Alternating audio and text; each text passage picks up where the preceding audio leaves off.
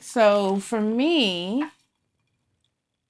just to piggyback off of you, of what you just said, because that was I have two things too, but that is my number one thing that it's like it hurts me and it makes me sad and it makes me um, you know angry sometimes that you don't Turn that frown upside down. That's a smile. Let's go.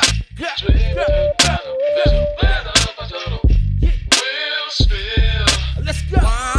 Every day the Weal Spill Podcast. Come on. What's up? What's up? Welcome to the Weal Spill. I am Dirty Glasses Dennis. I'm Pierre Rockmore. This is my wife. Lockwood and Rockmore. And this is Wise Everyday Abundant Living. Yeah, we're just coming to you today, showing our gratitude for another day that wasn't promised to us. And just to say, what's up? What's up? It's another episode. Say what's up to Will. What's up, Will? Yeah. So I carry my camera and sound man. The man. Yeah. He's the whole crew.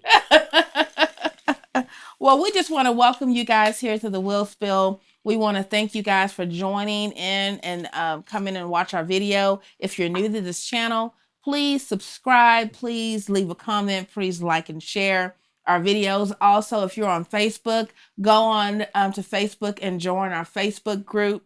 You will get a lot of inspiration there that we are a little bit more personable in our Facebook group. We're also on Instagram, the Weal Spill Podcast. So check us out. Cool. Yeah, I heard we was on TikTok too. Oh, we are on TikTok. Yes, we I are. don't even know how to log on to TikTok, but yeah, we talking and ticking. We are on TikTok, Weal Spill. That's what's up. I'm gonna have to go check that out. Yes, awesome. We need to do a dance or something on TikTok. That's what people do. People do a lot of stuff on No, TikTok. I want to do a voiceover. I'll be saying that. Oh my gosh. I'm tired of these snakes on the plane. Oh. I'm gonna do all Samuel. Oh, goodness gracious. Because he can go for it. Well, today is we've been this season, we've been talking about transparency. And just being a little bit more transparent to you guys about our life and about, things that we deal with that we may be going through and stuff like that. And so we just, this season is just about letting you guys in. And so today's video is going to be about what? Are you hot? Well, I got this Mr. Drummond sweater on, but you can take it off. No, I'm not. It's part of my Okay, but today's video is gonna be we're gonna be talking about what are some things that what are some hard things that we are dealing with that neither one of us know about each other. And I think that'll be this will be a little bit, transparent, because what we're doing is that we're basically voicing or saying how we feel about each other. I mean, about what's going on with us that the other one doesn't really know about, And so I'm gonna pass it over to Pierre so he can start. Oh, I'm not going first. Why? Because ladies first. But I do want to chime in on the fact that it feels great now the air is going. I'm back. I was losing it at first. But I do. Found the oasis. Yes. Oh, God. Thank you. But no, I do want to chime in on the fact and be serious on the fact that you do need time to be transparent and maybe talk to your spouse or your significant other about what's going on internally. Because sometimes I just read, I was reading on one of the actors, I think Regina King. Her son? Yeah, he committed suicide. Yes. I don't know if that's, I don't be knowing if that's fake news or not, but that's what it's saying. Yeah. But the moral to the story is, a lot of times people can be amongst you and they don't know how to relate how they're feeling. You know, mental stuff is serious. Yeah. And a lot of times people mask mental stuff because they don't even understand what's going on. Yeah.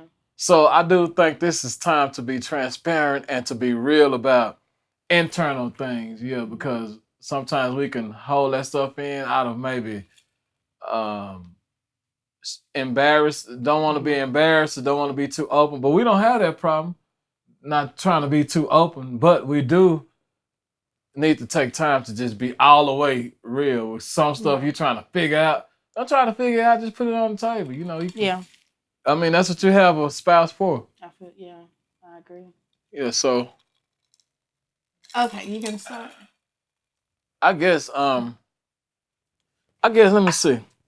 Read the question again. Something that is hard, that you're going through right now that I don't know about. Okay. I got two things. Okay. I guess I'll start with the superficial first, the stuff that don't really matter. Okay. The first thing is, I'm really trying to strive towards wealth. And I don't want to sound like I'm all the way locked in or focused on material stuff, but I am. I want great stuff I want to leave something for my grandkids. And that's it seems like we're not behind because you can start anywhere. But I feel like I'm really focused towards succeeding. I already feel success as far as spiritually. And I feel like I'm working toward anything spiritually that's out of whack that we're trying to line up. But materially and financially, I'm striving for success. And sometimes I just be like really all over the place inside of me. And so that means when you see me being all over the place, imagine how it is on the inside. I heard today, that a pastor was talking about success, and he said that success has nothing to do with money. He said it has nothing to do with wealth. He said success has to do with you achieving what God has put in you. That is success to you, because everybody's success is different, you know? And so what success may be to you may not be to somebody else. You know what I'm saying? But success is you achieving the passion, the skills, the knowledge, you know, that God has put in you, and you succeeding in that. Yeah, that's what I'm saying. That goes back to the first point. I don't want to sound materialistic, but this, what I'm striving for, has been in me my whole life. Yeah. So I've been saying it my whole life. Anybody that ever known me know I've been saying, man, I'm gonna be a multi-millionaire. I'm gonna be this. I've been feeling it. So it's not like something you just focused on money. No, that will be ultimate completion when I hit that milli. And when I be able to give you what I told you from the get-go that I was gonna give you. You know what I'm saying? Like, I mean, that's what I deal with that daily. I deal with, okay, what I need to do. And then when you have so much going on in your head, sometimes you just feel like, But I'm you know, I showed you the other morning how I'm starting. I'm really journaling. I'm really focusing. I'm really slimming down my goals. So 1, 2, 3. I'm not gonna go to 3 until I semi-complete 1. So that's it. That's that. And then the other thing. You mean you're going to 2? I'm not going to 3 because I'll be 1, 3, 5, 12, 2. I'm not even gonna get to 3 until I get done with 1. What about 2? Yeah. And you don't see what I'm saying. See, you so. Why? That 2 is the obvious. I'm saying I won't get to 3. I won't skip no steps. I won't even go forward until I finish 1. Okay. But the second one is the more personal one is my health. I worry about that every day. I don't know why. So because I'm 43 now, I worry. I'm like, man, I have not been a good steward of my health. You know what I'm saying? It started early. I started smoking at 11 or 12. Okay, I smoked for so many years and I quit smoking. I'm glad I did that. You know what I'm saying? Because I could have easily been a 30-year smoker at 40. Like, damn, you been smoking 30 years and you 40? You out of there at 50, period. Like, I know people who's been smoking that long and they don't think like, man, we've been smoking cigarettes since elementary and we are 40-something now. Ooh, that's dangerous. Maybe middle school. No, elementary. Going into 7th grade, I had already been... elementary. I had already been sneaking and smoking my daddy's cigarette, but 7th grade, I had my own pack that my daddy bought. You know what I'm saying? So that's kind of dangerous. But another thing is, for years and years, I stayed up late. I stayed up all night for years and years, and I ate like 2, 3 in the morning wrong. Like I'm eating pork chops and steak and at 2, 3 in the morning. We don't think about it when we're doing the thing. All the drugs, you know what I'm saying? All the drinking. And when I think about, I could just think about 3 years of this certain 3 years in my life. I drank Hennessy and a Heineken every time I went to the bar. But I think about as the band was playing, how many of those I drank in one night. Maybe 20 drinks, you know, and that's light. I remember having 4 in my hand. 2 Heinekens, I just knocked the Hennessy's out, boom, boom, and have 4 Heinekens. I mean, we don't think about it then, we messing up our health. So when I found out I had diabetes, it's just been, I'm now getting to the point to where I take it very serious because I want to be here. So every day I feel different things. And I just feel like, man, I need to get control. I'm scared. I need to get control of my health. That's why I've been saying, you haven't been hearing me, but I've been saying, I told the kids where the insurance stuff is, everything. I'm not saying that, I'm not trying to throw negative energy out. I'm not trying to be funny, but I mean that stuff, man, because that's something that I think about on a daily basis, and I'm trying to fix it. I got on the Peloton today. Yeah, I've been trying to fairly eat right, which is hard because everything that's surrounding you is not right. You got to find what to eat right. You're right. Even, I mean, it's hard. So that really will be me and what I'm dealing with that you probably don't see and you don't know. Yeah. Okay, so for me, just to piggyback off of you, of what you just said, because that was I have 2 things too, but that is my number one thing that it's like, it hurts me and it makes me sad and it makes me, angry sometimes that you don't look at your health.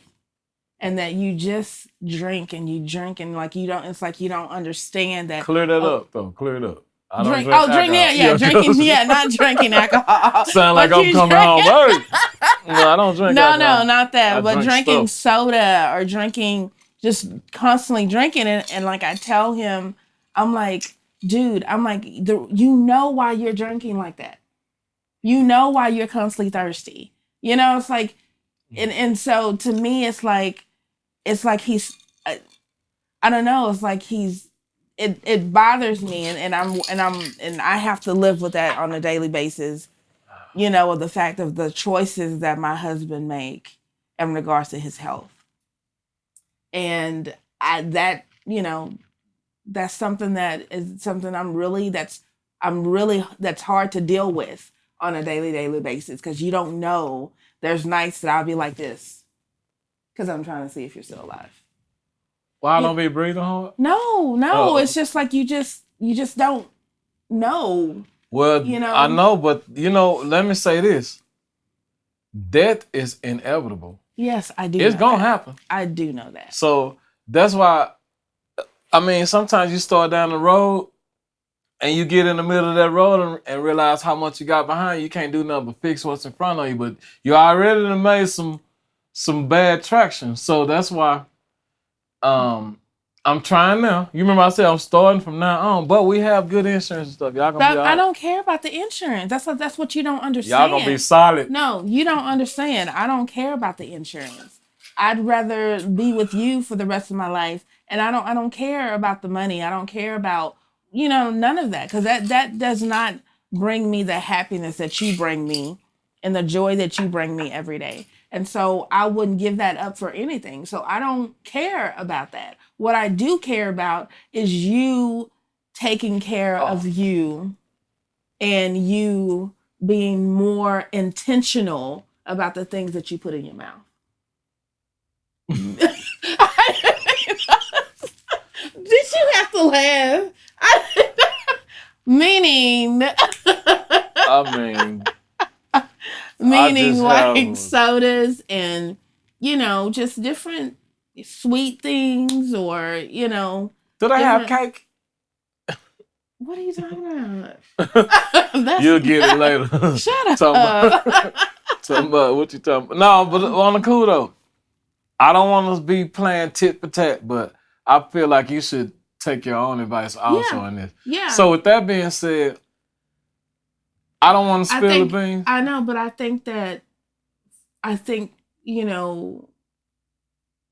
for you, I don't know. It's better. It's different. It's just, it's controllable.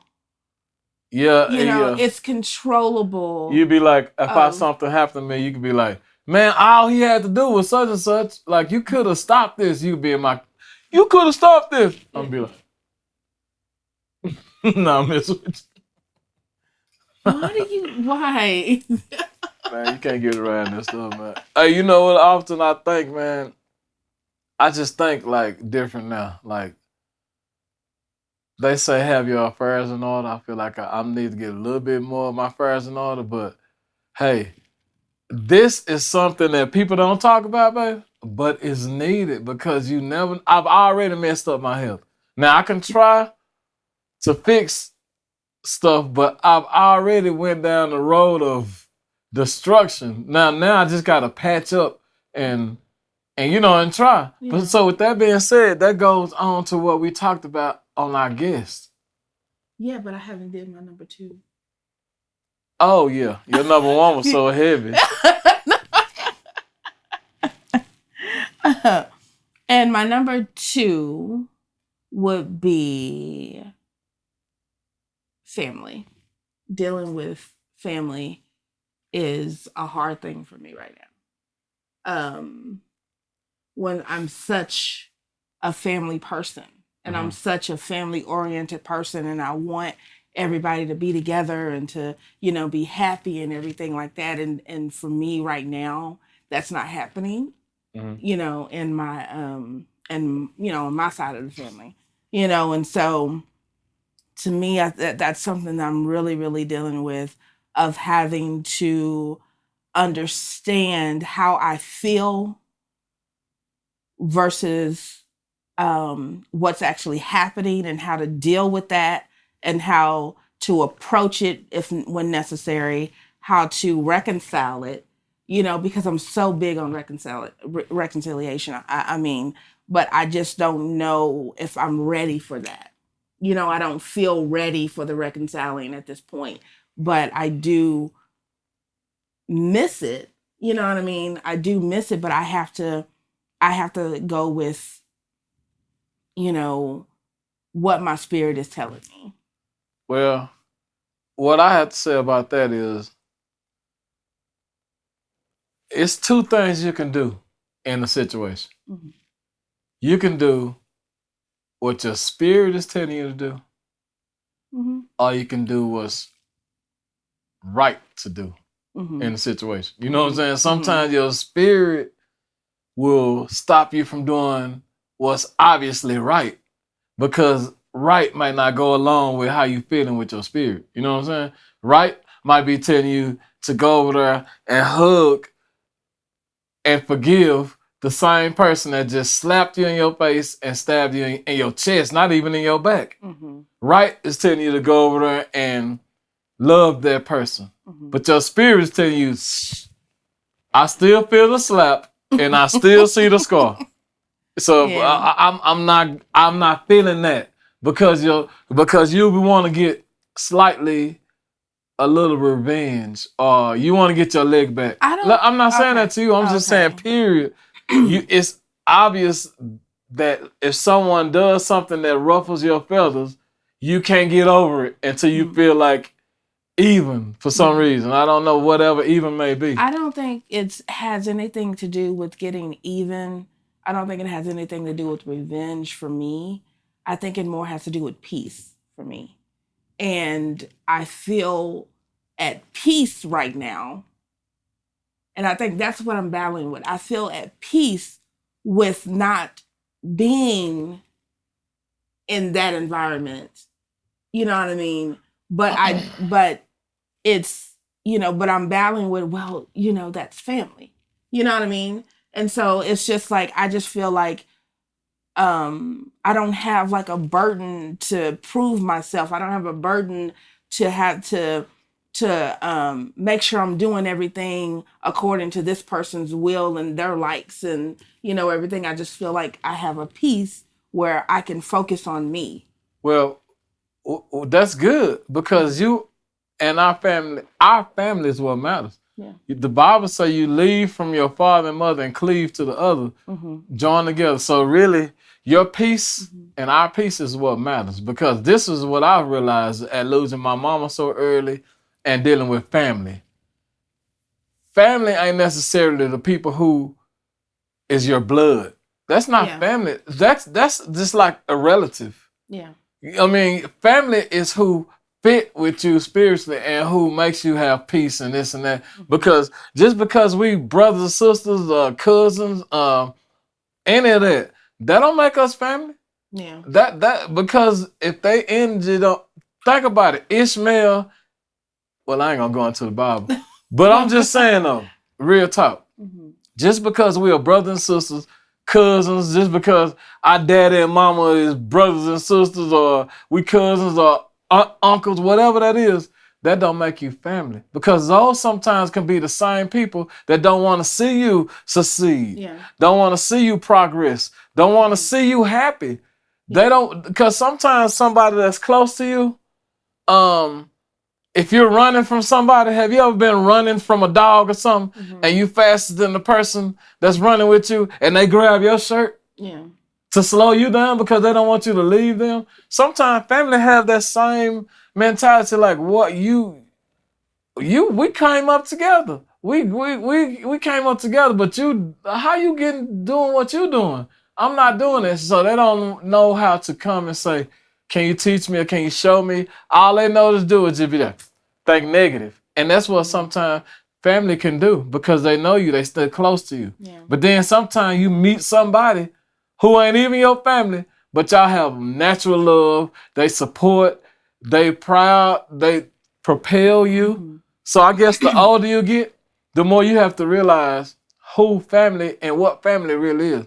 Because really we're supposed to be taking on the family of Christ. Yeah.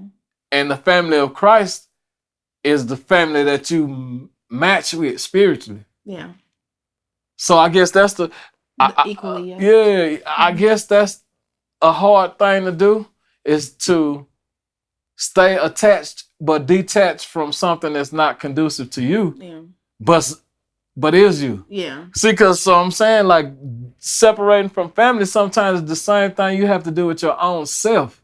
Yeah. So I have to separate from my own self. That's hard to go where I'm trying to go. Because I was holding myself back. Yeah. I just think that, it's really hard to deal with, on a day-to-day basis of reality versus how you feel. You know what I'm saying? And I know how I feel because of the type of person that I am. And I just, you want to go and you want to do and you want to, but then you have to get a reality check and understand where are you today? Where are you mentally? Where are you spiritually? Where are you emotionally? And for me, it's well. You know what I mean? Well, it's well. And I see you dealing with it and I see you being well. But I also see this one thing as your husband. I'm gonna tell you what you need to do. You just need to apologize and move forward. Period. For anything that you have done. I did. Okay, well you good. But I know, but the relationship part of it. Who cares about that? That'll fix itself, but I'm telling you. Yeah. Because that right there could be your apology not being accepted or your apology not being genuine. Mm-hmm. Not saying you, I'm just saying period. Mm-hmm. Either your apology wasn't accepted or maybe somebody just said, oh, I'm sorry too. I think it was accepted. It's just the way that it was, the whole subject of the reconciliation came about, because I don't do text messages when something like this is involved. And so that person texts me instead of picking up the phone and calling me, and so it's just, to me, I think that, I believe it was accepted or whatever, but I just think that for me, just how it was handled and the way they went about it, I think that just made it even worse for me. Well, say it like this. Have you lost any sleep? No. You forgive that person? Yes, I do. Move on. Because that you can't let that person hinder you. You can't let that person or people or whatever dampen your spiritual side. I forgive them, but I don't want to, just because you forgive somebody, you don't necessarily have to put yourself back in that same position. That's what I'm saying. You forgive them and you move on. Like I said, it does not matter. You forgive them. That's the weight off your shoulder. Move on. Because, if you traveling down the street, when you pass a person or catch up to a person and pass them or whatever, if y'all on the same street, y'all come to the same, y'all will eventually meet up. If not, you might exit off and gone. That person might still be on the same street. You know what I'm saying? That person might be in the same area. Yeah. But you in another city. I hate that I'm talking so many parables and analogies, but do you see what I'm saying, right? I see what you're saying. I'm country. Like my granddad used to be like, an empty wagon make a lot of noise. I thought about that now. Last week. Somebody who do a whole bunch of bumping, watch them. You might realize that their wagon is empty. Yeah. I heard the preachers today talking about somebody who rich don't look rich. Yeah, that's right. You looking like you own and this and that, ain't got two nickels to rub together. You wearing your rent on your back. Yeah, on your back. You wearing your rent on your back. You looking all this, but so that's like my granddad saying the same thing. Empty wagon to make a lot of noise. It's clackling going down the street. It's not heavy enough. Yeah, but I just want, that's one of the things, and then,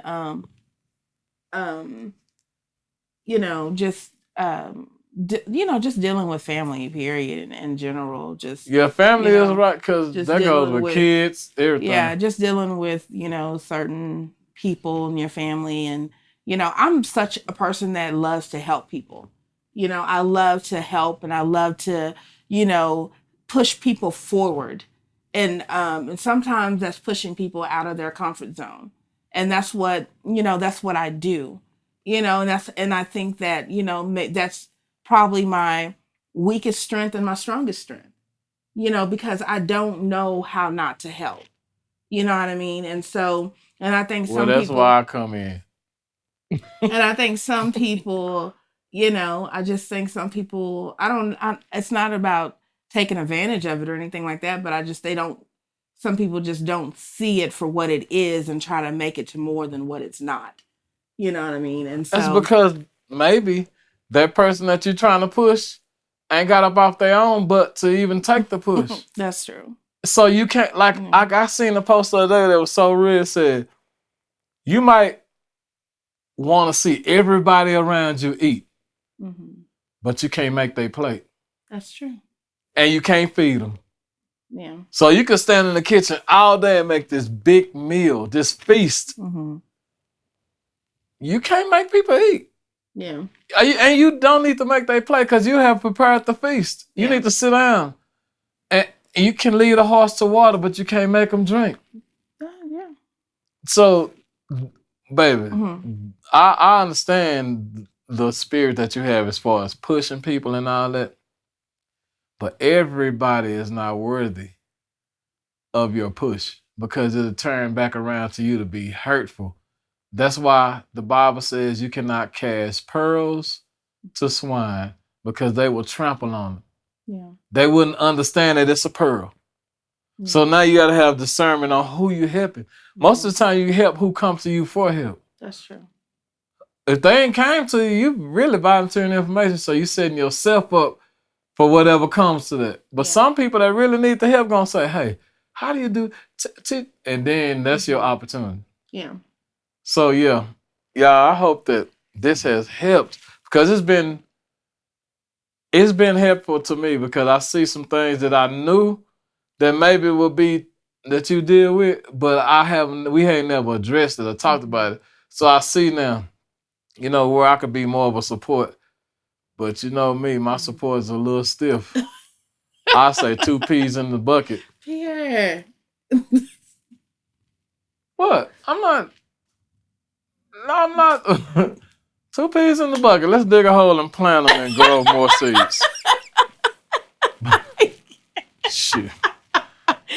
Real talk, man. But yes. Because God has put us in a position to where, baby, we got to be careful not to let something stagnate us or hold us back because we stood in one spot too long, focusing on something that didn't have nothing to do with. We have 2 more kids to get out of school. Yeah. And they're going to get out great. My sons is going to be great. They are great now, and they're going to be great because a male needs to be great. And I'm going to instill that in my sons. They're going to graduate top of their class. They're going to go to college. They're going to do what I didn't do, period. I'm going to go at that as strong as I can. My girls are good. One of them went to school. One of them is approaching her career path, her work. She having struggles, but she cool. She going to make it. One of them just started school. Mm-hmm. Okay, but that's my goal, to get my kids situated in life, to give them a solid foundation to propel them. And then after that, my wife and I are going to travel the world. Yes, we are. We're going to have a house in Spain. Yes. That's the first thing. Yes, and I'm excited. Yeah, and we just going to see what else. We're just going to get old together and expire. Yes, but I need you to last. I need you to take care of yourself. Oh, another thing before we go. This is what I'm starting. I'm starting yoga. Yes, we are. We're gonna because someone, one of my clients, explained to me the backdrop of yoga, and I was like, "Whoa, that is serious! Like that's the spiritual stuff that church don't teach you." I think in church everybody should do yoga and listen to the word, everything to connect everything together. Real talk, because church give you one side, but they don't tell you how to. I'm gonna buy you some yoga pants. I'm gonna wear them. You don't know what yoga pants. They're gonna be way down here. They ain't gonna nothing to hold them up, but I hope nobody's sitting behind me. Cause there's gonna be some problems. Oh my God. But as I go, this lady told me in yoga, it teaches you how to stretch. She said because a tight spine is a tight mind. That's how she stood. And she was 60, and she looks like she is 30. I couldn't believe this lady was 60 years old. What did she tell you? Huh? She said, and you shouldn't look like you look. She said, hey, she real. Yeah. I like, oh. She said, you look older than 43. You need to do something about that. You should be looking younger than 43. So it's like this lady with this old wisdom coming from a young face. And I was like, oh, yeah, you're an old lady. The older you get, the more you just be real. But she said a tight mind is a tight spine is a tight mind. She said when you do yoga, you just learn how to stretch and stretch out stress and stuff. And she said you do positions that actually squeezes your organs and squeeze out toxins. And man, she gave me a rundown on yoga that was so serious. I want to say her name, but I don't know if. Yeah, but shout out, she has a yoga place right here in Dallas that we will start at home. Yeah. I gotta start at home. I'm gonna start with yoga on the Peloton. He gotta get out of propane out first. Good, because if I go to a real yoga class, they're gonna put me out. They're gonna be like, sir. I don't know how to put this. But I'm gonna start. And they do yoga, and some people do yoga in the warm classes. Ooh, you be hot. I can't see it, but yeah, I'm gonna start that because I'm really serious about this. So y'all stay tuned to us being transparent in our journey on this health thing. We got something special coming for y'all for that. Yes. Yeah, but this is wise, everyday, abundant living. Peace and blessings upon you. Peace. Give me a kiss, girl.